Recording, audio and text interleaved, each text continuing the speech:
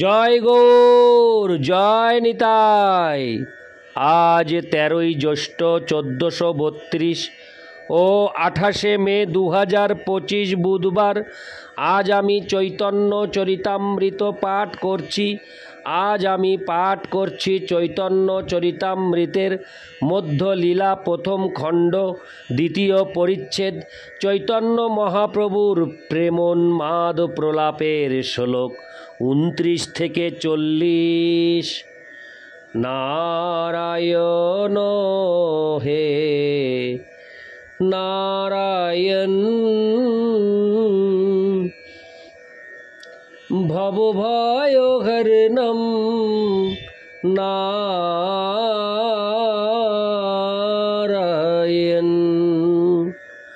শ্লোক 29। বংশী গানামৃত ধাম, লাবণ্যামৃত জন্মস্থান, যে না দেখে সে চাঁদ বদন, সে নয়নে কিবা কাজ, পড়ুক তার মুন্ডে বাজ, সে নয়ন রহে কি কারণ। শ্লোকার্থ।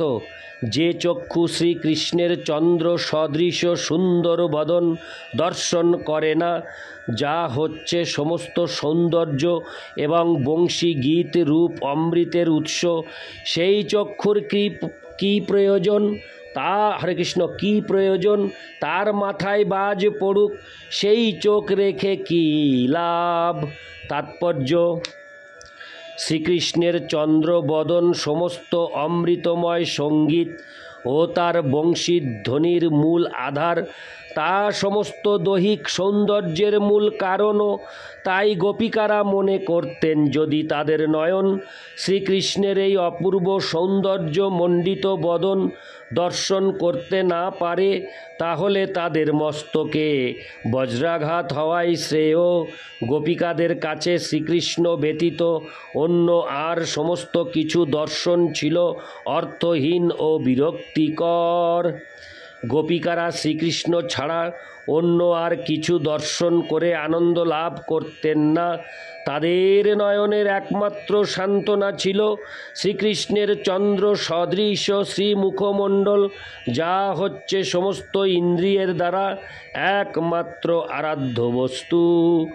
তারা যখন শ্রীকৃষ্ণের অপূর্ব মাধুর্যমণ্ডিত মুখ দর্শন করতে পারতেন না, তখন তাদের কাছে সব কিছু শূন্য বলে মনে হতো এবং তখন তারা কামনা করতেন যেন তাদের মাথায় বজ্রপাত হয়।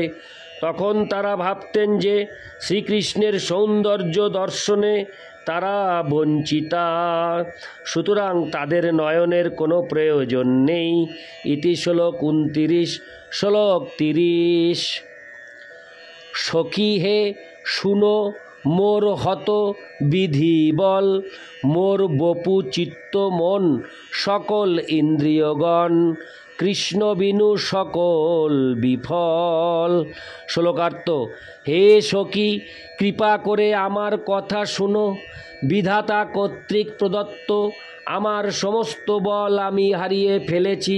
শ্রীকৃষ্ণ ব্যতীত আমার দেহ, চেতনা, মন এবং আমার সমস্ত ইন্দ্রিয়গণ ব্যর্থ হয়েছে। ইতি শ্লোক 30। শ্লোক 31। কৃষ্ণের মধুর বাণী অমৃতের তরঙ্গিনী, তার প্রবেশ নাহি যে শ্রবণে, কানাকড়ি ছিদ্র সম জানিও সে শ্রবণ, তার জন্ম হইল অকারণে। শ্লোকার্থ। শ্রীকৃষ্ণের মধুর বাণী অমৃতের তরঙ্গের মতো। সেই অমৃত যদি কর্ণ কুহরে প্রবেশ না করে, তাহলে সেই কর্ণ কানাকড়ির হরে কৃষ্ণ, তাহলে সেই কর্ণ কানাকড়ির ছিদ্রের মতো। অকারণে সেই কর্ণের সৃষ্টি হয়েছে। তাৎপর্য: এই সম্পর্কে শ্রীল ভক্তি সিদ্ধান্ত সরস্বতী ঠাকুর শ্রীমদ্ ভাগবতের 2:3, 17 থেকে 24 নিম্নলিখিত শ্লোকগুলি উল্লেখ করেছেন। আয়ুর্হরতি বৈ পুংসামুদ্দন্যস্তঞ্চ জন্মসৌ তৎসর্তে যৎক্ষণো নীত উত্তম শ্লোক বার্তয়া তরব কিং ন জীবন্তি ভস্ত্রা কিং ন শাসন্তু তে। হরে কৃষ্ণ। শশন্তু তো ন খাদন্তি ন মিহন্তি কিং গ্রামে পশবোহ পরে।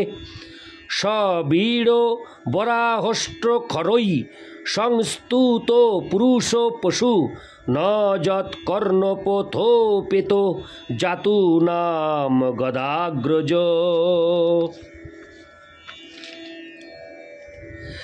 বিলেবতরুক্রম বিক্রমানো যে ন শৃণ্বত কর্ণপুটে নরস্য জিহাস্যতি দার্দুরিকেব সুত ন চোপ গায়ত্তুরু গায়ো গাথা ভার পরং পট্ট কিরীট জুষ্টমপুত্তমাঙ্গং ন নমেন্নুকুন্দম শাবৌ করৌ ন কুরুতে সপর্যাং হরের্লসৎ কাঞ্চন কঙ্কনৌ বা বর্হায়িতে তে নয়নে নরানাং লিঙ্গানি বিষ্ণুর্ন নিরীক্ষত যে পদৌ নৃণাং তৌ দ্রুমজন্ম ভাজৌ ক্ষেত্রাণি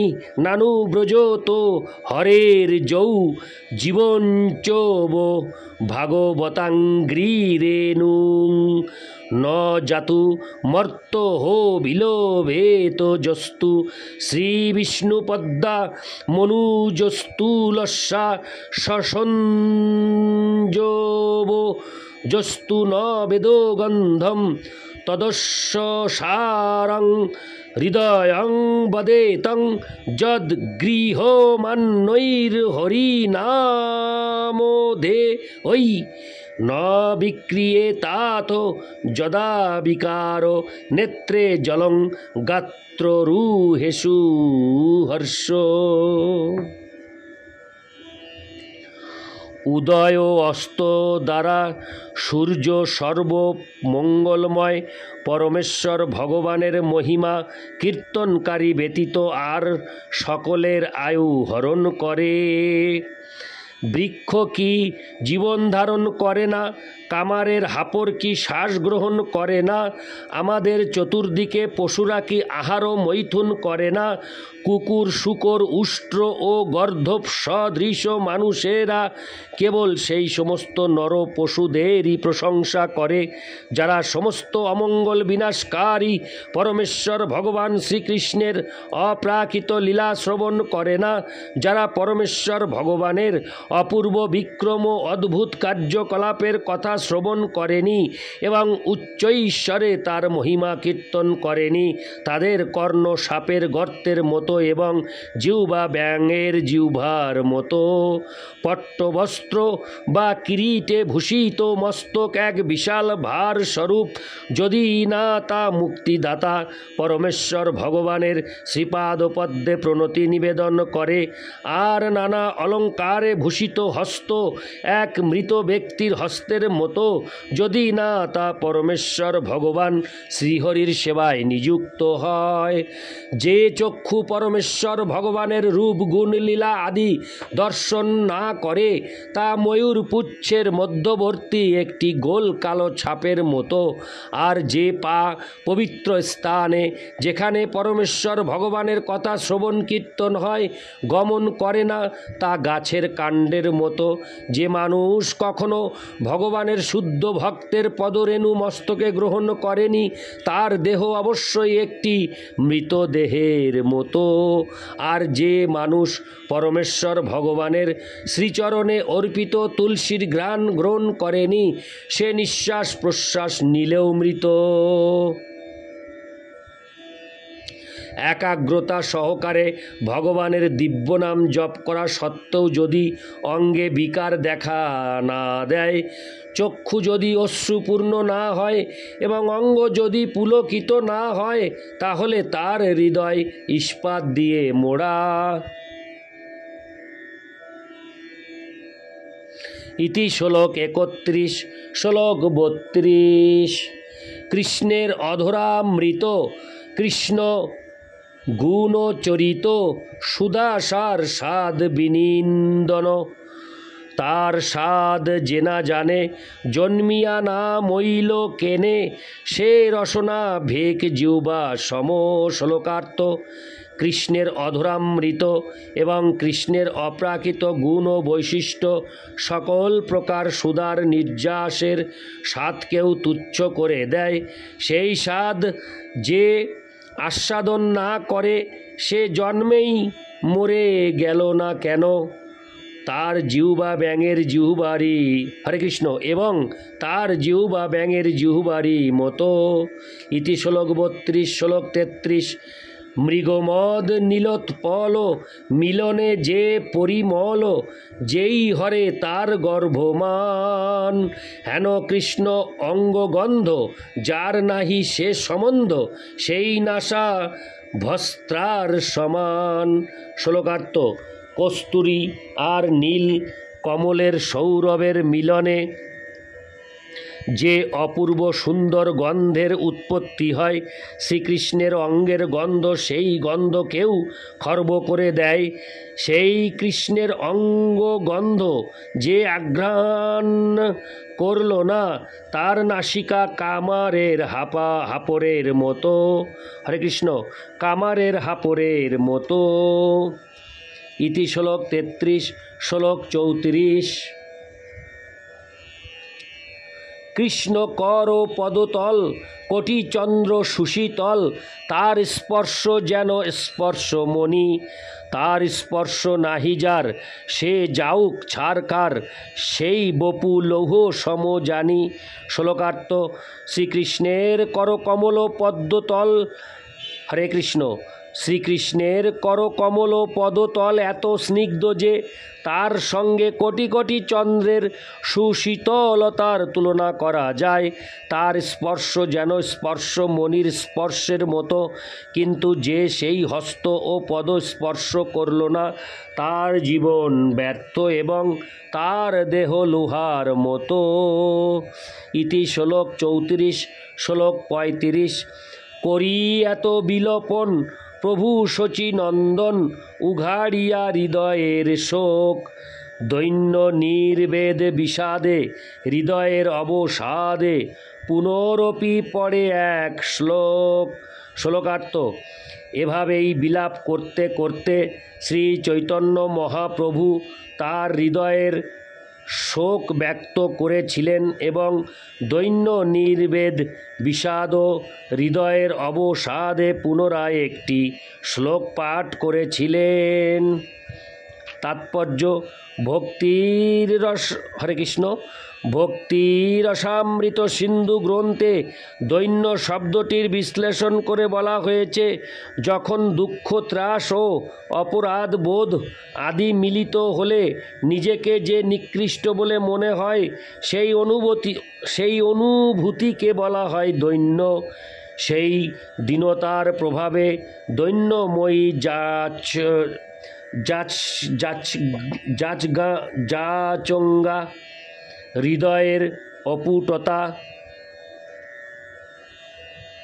হরে কৃষ্ণ, হৃদয়ের অপটুতা, অস্বচ্ছন্দতা, নানা ভাবনা ও অঙ্গের জড়তা প্রকাশ পায়। নির্বেদ শব্দটির বিশ্লেষণ করে ভক্তির রসামৃত সিন্ধু গ্রন্থে বলা হয়েছে, অত্যন্ত দুঃখ, বিচ্ছেদ, ঈর্ষা, অকর্তব্য অনুষ্ঠানের জন্য ও কর্তব্যের অনাচরণ হেতু শোকযুক্ত নিজের অপমান বোধকেই নির্বেদ বলে। নির্বেদ হলে চিন্তা, অশ্রু, বৈবর্ণ, দৈন্য ও নিঃশ্বাস আদি হয়ে থাকে। বিষাদ শব্দটির বিশ্লেষণ করে ভক্তি রসামৃত সিন্ধু গ্রন্থে বলা হয়েছে, ইষ্ট বস্তুর অপ্রাপ্তি, সংকল্পিত প্রারব্ধ কার্যে অসিদ্ধি, বিপত্তি ও অপরাধ আদির থেকে যে অনুতাপ হয় তাকে বলা হয় বিষাদ।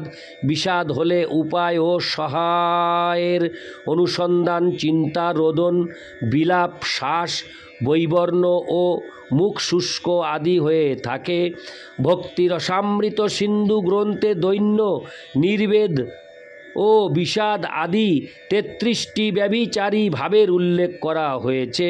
সেগুলি বাক্য, ভ্রূনেত্র আদি ভঙ্গি দ্বারা ব্যক্ত হয়। ভাবের গতিকে সঞ্চার করে, হরে কৃষ্ণ, ভাবের গতিকে সঞ্চার করে বলে ব্যভিচারী ভাবকে সঞ্চারী ভাব বলে। ইতি শ্লোক ৩৫। শ্লোক ৩৬। যদা জাত দৈবান্নধূরি পুরুষৌ লোচনপথং তদাস্মাকং চেতো মদনো হতো কেনারিতো মোভূত পুনর্যস্মিন্নেশ ক্ষণমপি, হরে কৃষ্ণ, ক্ষণমপি দৃশোরেতি পদবিং বিধাস্যামস্তস্মিন, হরে কৃষ্ণ, বিধাস্যামস্তস্মিন্নখিল ঘটিকা রত্নখচিতা।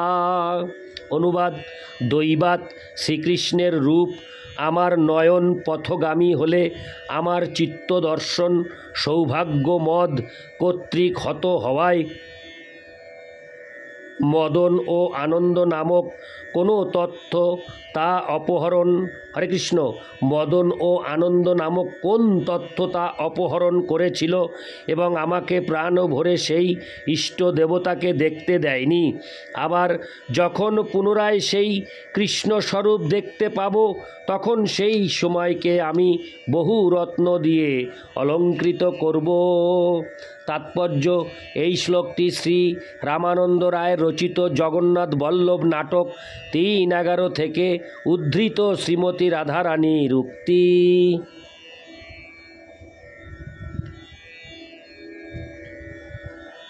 ইতি শ্লোক ৩৬। শ্লোক ৩৭। যে কালে বা স্বপনে দেখিনু বংশী বদনে, সেই কালে আইলা দুই বৈরী, আনন্দ আর মদন, হরি নীল মোর মন, দেখিতে না পাইনু নেত্র ভরি। শ্লোকার্থ: যে সময় বা স্বপ্নে বংশী বদন শ্রীকৃষ্ণকে আমার দেখার সৌভাগ্য হলো, তখন আমার দুটি শত্রু এসে উপস্থিত হলো। তারা হচ্ছে আনন্দ আর মদন। তারা যেহেতু আমার মন হরণ করে নিল, তাই আমি আমার নেত্র ভরে শ্রীকৃষ্ণের মুখ কমল দর্শন করতে পারলাম না। ইতি শ্লোক ৩৭। শ্লোক ৩৮। পুনঃ যদি কোনো ক্ষণ করায় কৃষ্ণ দর্শন, তবে সেই ঘটি ক্ষণ পল দিয়া মাল্য চন্দন নানা রত্ন আভরণ অলঙ্কৃত করিমু সকল। শ্লোকার্থ: পুনরায় যদি আমার কোনো সময় শ্রীকৃষ্ণকে দর্শন করার সৌভাগ্য হয়, তাহলে মালা, চন্দন ও নানা রত্ন অলঙ্কার দিয়ে আমি সেই সময়টিকে অলঙ্কৃত করব। ইতি শ্লোক ৩৮। শ্লোক ৩৯। ক্ষণে বাহ্য হইল মন, আগে দেখে দুইজন, তারে পুছে আমি না চৈতন্য, স্বপ্নপ্রায় কি দেখিনু, কিবা আমি প্রলাপিনু, তোমরা কিছু শুনিয়াছ দৈন্য। শ্লোকার্থ: যখন শ্রী চৈতন্য মহাপ্রভু বাহ্যজ্ঞান লাভ করলেন, তখন তিনি তার সামনে দুজন মানুষকে দেখতে পেলেন। তাদের তিনি জিজ্ঞাসা করলেন, আমি কি সচেতন? আমি কি স্বপ্ন দেখছিলাম? আমি কি প্রলাপ বলছিলাম? তোমরা কি আমাকে কোনো দৈন্যক্তি করতে শুনেছ? তাৎপর্য: ভাবাবিষ্ট হয়ে শ্রী চৈতন্য মহাপ্রভু যখন এভাবেই দৈন্যক্তি করছিলেন, তখন তিনি তার সম্মুখে দুজন ব্যক্তিকে দেখতে পেলেন। তাদের একজন হচ্ছেন তার সচিব শ্রী স্বরূপ দামোদর এবং অপরজন হচ্ছেন রায় রামানন্দ।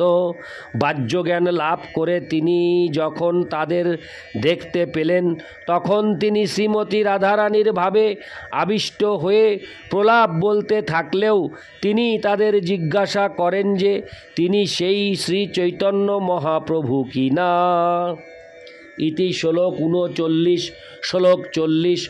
শুনো মোর প্রাণের বান্ধব, নাহি কৃষ্ণ প্রেমধন, দরিদ্র মোর জীবন, দেহেন্দ্রিয় বৃথা মোর সব। হরে কৃষ্ণ। শ্লোকটা আমি আরেকবার পাঠ করছি। শ্লোক 40। শুনো মোর প্রাণের বান্ধব, নাহি কৃষ্ণ প্রেমধন, দরিদ্র মোর জীবন, দেহেন্দ্রিয় বৃথা মোর সব। শ্লোকার্থ। শ্রী চৈতন্য মহাপ্রভু বললেন, তোমরা আমার প্রাণের বন্ধু, তাই আমি তোমাদের বলছি যে কৃষ্ণ প্রেম রূপ সম্পদ আমার নেই, তাই আমার জীবন অত্যন্ত দারিদ্র্যগ্রস্ত, আমার দেহ ও ইন্দ্রিয়গণ সকলই অর্থহীন। ইতি শ্লোক 40। নারায়ণ হে নারায়ণ, ভবভয়হরণম নারায়ণ। জয় গৌর, জয় নিতাই, রাধে রাধে, হরে কৃষ্ণ।